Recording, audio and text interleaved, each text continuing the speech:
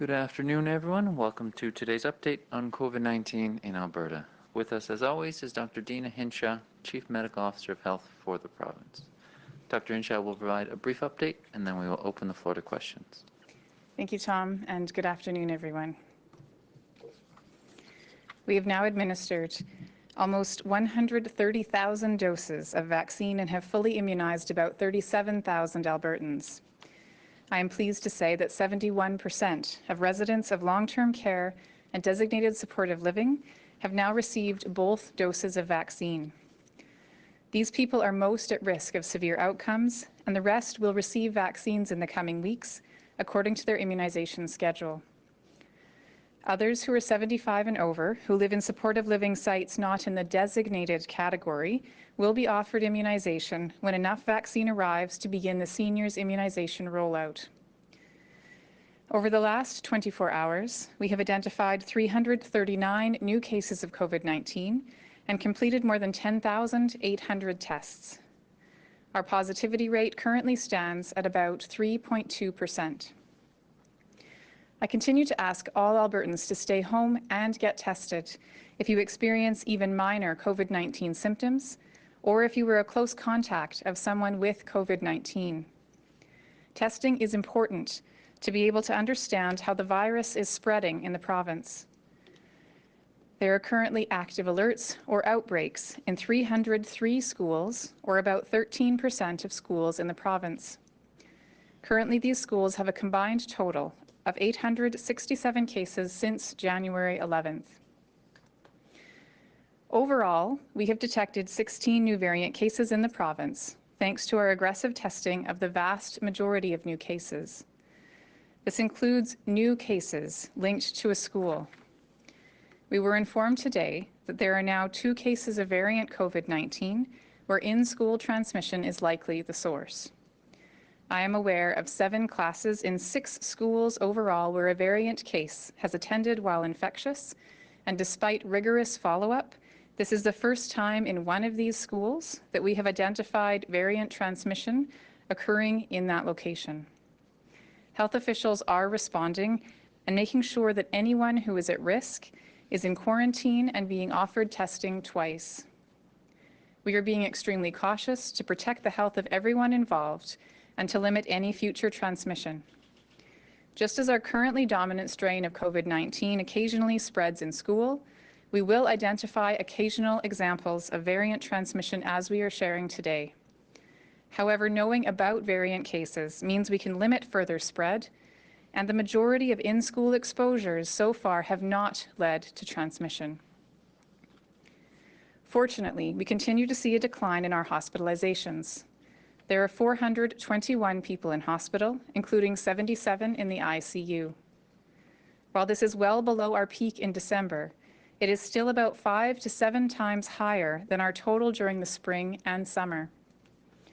We will continue to watch these numbers, as well as our leading indicators of positivity rate, case numbers, and growth rate over the next few weeks. Over the last 24 hours, 6 new deaths were also reported to Alberta Health. My sincere condolences go to the families, friends, neighbours, and caregivers grieving the loss of these individuals, and to anyone mourning the loss of someone they loved for any reason. I know that the restrictions needed to limit the spread of COVID-19 make it difficult to mourn in the ways we usually would. That is one of the reasons that today I'd like to talk briefly about mental health and self-care. The pandemic has made countless aspects of our lives more difficult than before. Every Albertan has been impacted in different ways. It's not surprising that the past year has taken a toll on mental health and well-being of many of us across the province, across the country, and around the world. It's now been over 11 months since COVID-19 arrived in Alberta. In many ways, we've each gotten used to parts of our new normal, wearing masks, physical distancing, washing our hands. But that doesn't mean these things don't continue to impact our mental well-being. Isolation, staying distanced from one another, financial hardships, remote learning, teleworking, keeping up with new information, and coping with sickness and death impacts all of us.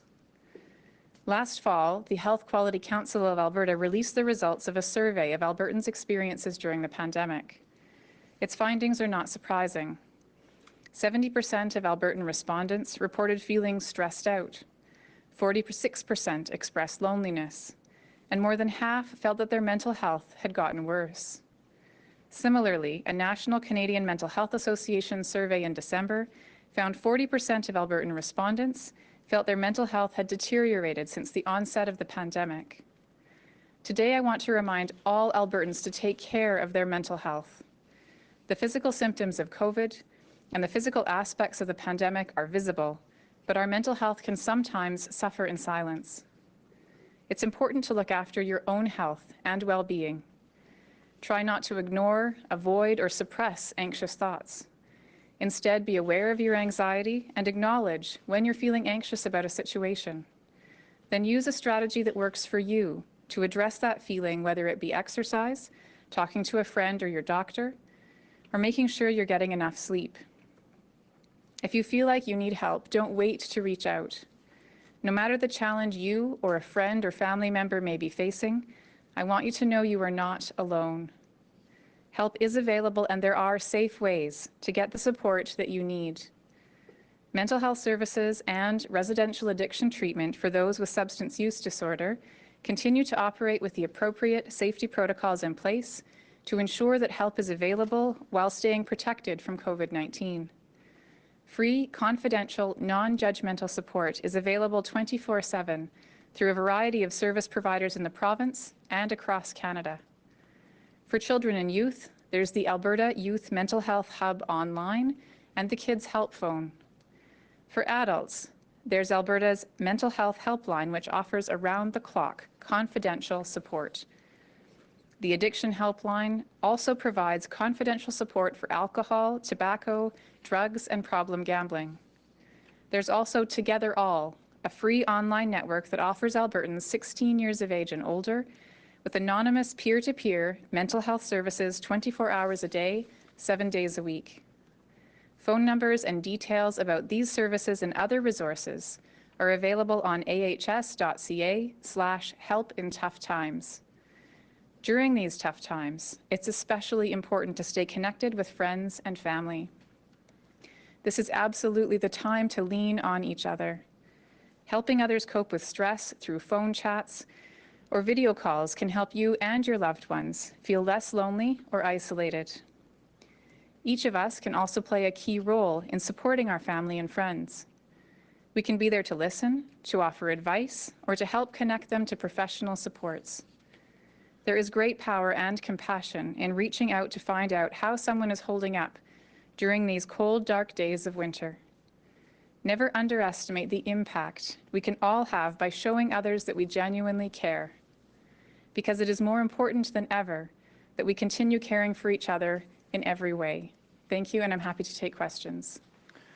All right, we'll go to the phone now. We'll limit it to one question per caller so we can give everyone a chance, but if you have a follow-up, feel free to join the queue once again, and we'll get to it if possible. Operator, could you put through the first caller, please? Thank you. Yes, the first question is from Kevin Nimick, CTV Calgary. Hi, Dr. Hinshaw. We're still waiting for a specific Phase 2 vaccine rollout plan. When will Albertans find out when they will get the vaccine? The Phase 2 discussions continue, so final decisions have not yet been made, and Albertans can expect to hear more in the coming weeks. Operator, could you put through the next caller, please? Thank you. Julia Wong, Global News. Hi, Dr. Hinshaw. The R value in rural Alberta has been rising the last few weeks from mid-January when it was 0.77 to now at 0.96. What factors do you believe led to this rise, and are you concerned that while R values appear to be stabilizing or dropping in other parts of the province, it is on the rise in rural Alberta? It is true that we have seen new case numbers start to rise again in some parts of rural Alberta. I know that sometimes people who live in areas of the province that are less densely populated may feel that COVID-19 is not a threat, but this is a really good reminder that COVID-19 spreads everywhere in our province and that none of us are protected from it unless we're taking the regular precautions that we've talked about so many times. We continue to watch the numbers and work with local public health on any specific trends and consider whether or not there's any additional interventions that are required. At this point, it seems that the challenges that are being faced again are similar to what we're seeing in other places, which as we know, that while the majority of Albertans are pulling together, following the rules, that there's also a fatigue, and so this is the time to remind each other that no matter where we live in the province, we have to continue to follow the COVID-19 restrictions so that we can continue reducing our case numbers, which will enable us to start to be able to open up more of the activities that we want to see. Operator, can you put through the next question, please? Thank you. The next question is from Julia Deviljack, CBC. Hi, Dr. Hinshaw. I'm wondering what other jurisdictions are you looking at with respect to fighting the variant strains? What have you learned from them, and how did that factor into the decision to carry on with easing restrictions here in Alberta? What we've seen in other places around the world where the variant strains have become dominant, in many of those places the variant strains were introduced prior to recognition of them, and they unfortunately had already become relatively widespread before measures to prevent their spread were put in place. So what we're doing here is the aggressive testing I've mentioned before, where we are screening all of our positive cases for variant strains so that we're able to put more intensive intervention around those cases and really treat our variant cases with a containment approach to try to prevent any further spread. And we know that with easing restrictions, there is a potential for people to come into contact with each other in some of those locations that are starting to be opened if the protocols are not followed. So again, this is a reminder that the only way that the reopening will be successful is if the protocols that are in place are followed while those restrictions are eased. And those protocols will be protective against variant cases as long as people remain distanced, wear masks, and do all of those other practices that we have been advising on for many months. Operator, can you put through the next caller, please? Carlisle Fizette, CTV. Hi, Dr. Hinshaw. My question has to do with the video that's been circulating today online about an incident last night at an Earl's restaurant in Edmonton that has been confirmed by the restaurant. I'm wondering what goes through your mind when you see gatherings like that so early in the reopening phase, and what your message is to restaurants and the people who are going to visit them. I haven't seen the video, but it has been described to me, and I would say that while people may feel that opening restaurants is an opportunity to go back to interacting the way that they may have a year ago today, that is not the case. And we know that while the majority of restaurant owners are working very hard to make sure that all those rules are followed, in some cases when patrons are showing up, there may be slippage. I want to remind all owners of these establishments, as well as the staff, as well as the patrons in those locations, that it is a collective responsibility for everyone to follow the rules and the processes that are in place. Unfortunately, if those rules are not followed, there can be consequences for those individual locations, such as fines, and in the worst case scenario, those places may need to be closed. And overall, if there's many locations that don't follow the rules, we could see increased spread, and that could lead to having to have increased restrictions again. So ultimately, the message for patrons, owners, and staff at those locations is the same for all Albertans, which is that if we want to continue to see the gradual steps forward, we have to follow the rules that are in place to minimize the chance of transmission. Operator, can you put through the next caller, please? Yes. Jesse Wisner, Global TV. Hi, Dr. Hinshaw. Thanks for taking my question. Vaccine shipments are expected to ramp up next week. When will first doses start again for Phase 1A? And also, you mentioned those 75 and older will be getting their vaccine soon. How will they be contacted? How will they make their appointments? And if those are web-based, what is being organized for those who may not have good internet connection or are not as technologically savvy? The final details are still being worked out with respect to the booking mechanisms for those who are 75 and older, and there will be more information coming about that soon. I can assure Albertans that we are looking at multiple options so that people have an opportunity to book an appointment and that those who may not have internet access, for example, won't be disadvantaged. With respect to the first appointment booking, the focus that we have right now is on finishing all second doses within that 42-day time period. And so that will be the #1 priority for all shipments coming in. Once that's completed, then the first doses will start being able to be booked again. We know that there are some healthcare providers who are eligible who were not able to get their first doses in January. And so those individuals, again, Alberta Health Services is working through the details, so I don't have specific timelines. But first doses, once we have the available vaccine, we'll be able to begin booking some of those first doses again. And as I mentioned, people can look forward in the coming weeks to hearing more about phase 2 and about the details of the rollout into the community for seniors.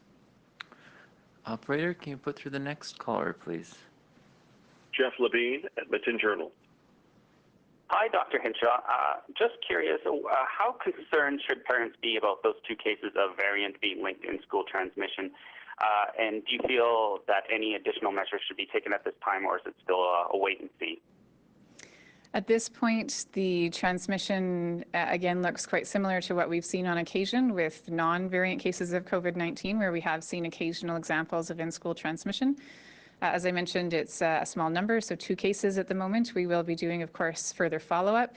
At the moment, based on the number of schools where we've had an individual who's infectious attend while infectious, where we haven't identified any further spread, this does seem like not the norm for variant, but rather an outlier. But we will, of course, be working with local public health to determine if there's anything to learn from this that may impact our approach to schools. At the moment, though, as I said, there does not seem to be any significant differences.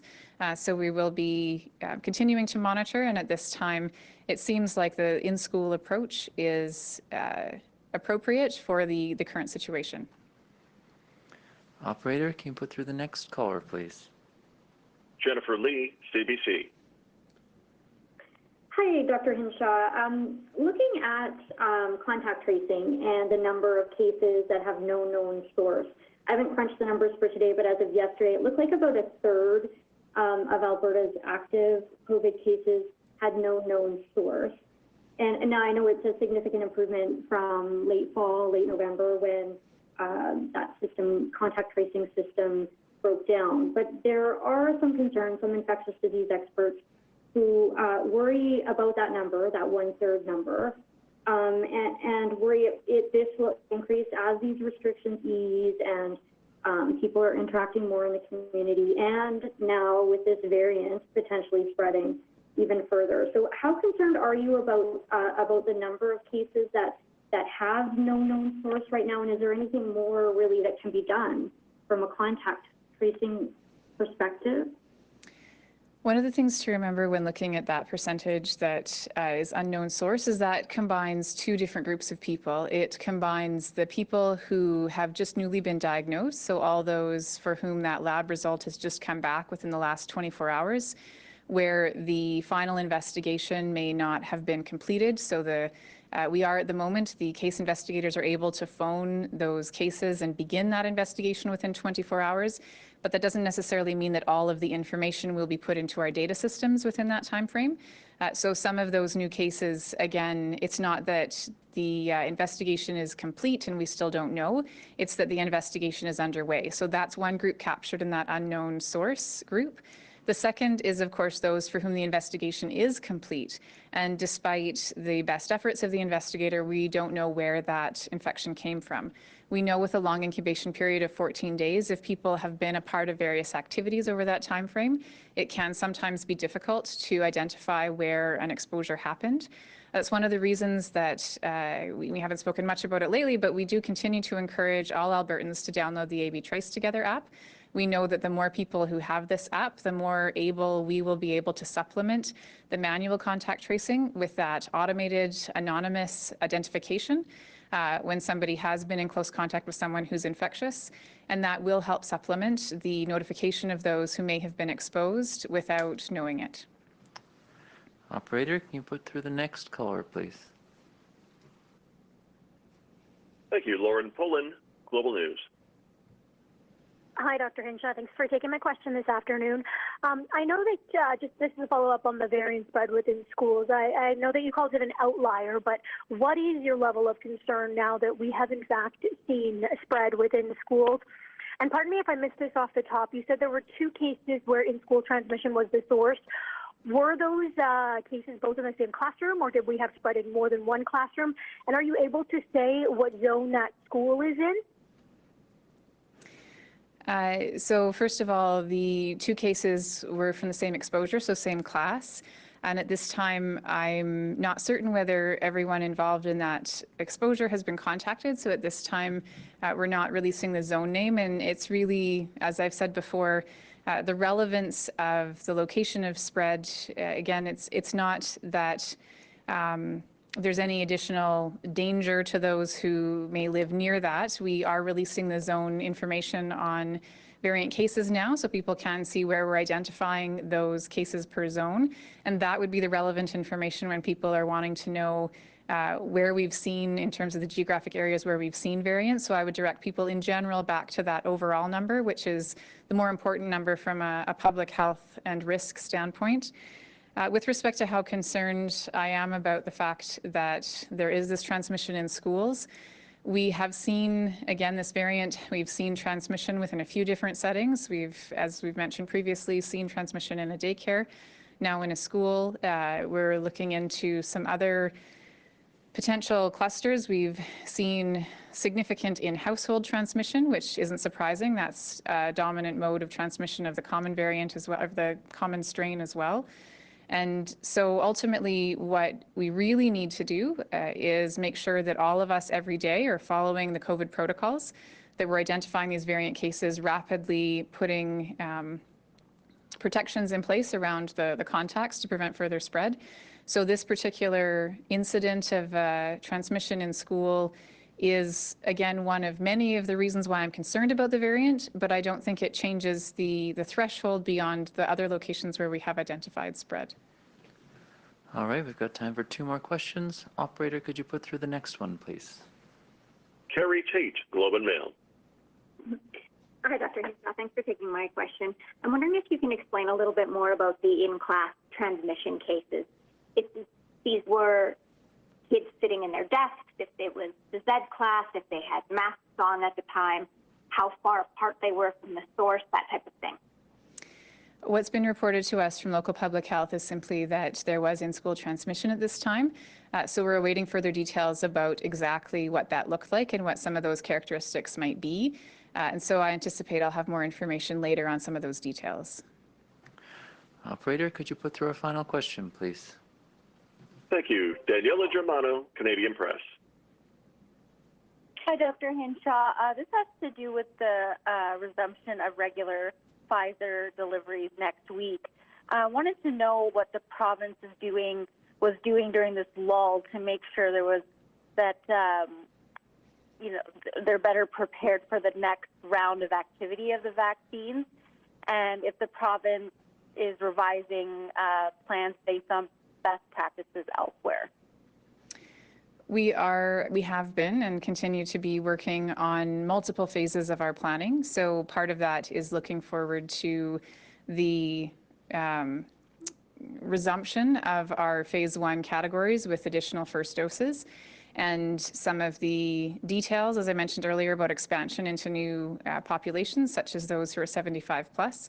We've also been working on longer term plans, knowing that there is the possibility that we could start seeing much larger volumes of vaccine within the next several months, and we want to make sure that we have a layered approach to be able to offer people multiple options to access the vaccine in convenient ways, and also that we're able to scale up and scale down as we need to be able to accommodate whatever volumes of vaccine we receive. And as well, we've been working on the sequencing of phase 2 groups and having discussions about how to put different groups in that sequencing and determining how we roll that out, and again, lots of discussions around that. So those have been the general themes of work, and of course we have been looking at other jurisdictions to determine how they've been able to roll out successfully and learning whatever lessons we can. But ultimately, in Alberta, we have been able to deliver vaccine very efficiently, and we've been able to do that across the province. So we've been looking again at our strengths and where we can learn from others. Thank you all for joining us. Dr. Hinshaw will provide another update tomorrow afternoon. Have a safe night.